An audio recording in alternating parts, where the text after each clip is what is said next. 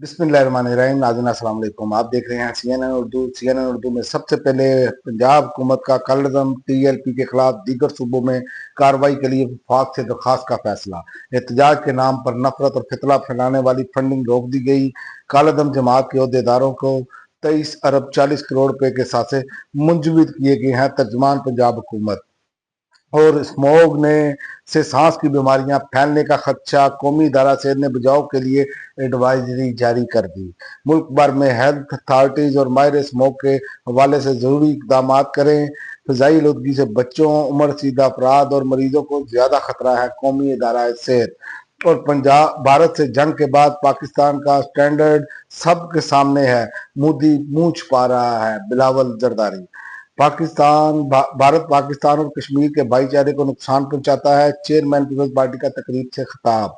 और आज़ाद कश्मीर के नौ मुंतखब वजीर आजम फैसल राठौर ने ओहदे का हलफ उठा लिया। स्पीकर आज़ाद कश्मीर असम्बली चौधरी लतीफ़ अकबर ने नौ मुंतखब वजीर आजम राजा फैसल राठौर से वजारत उज़्मा का हलफ लिया।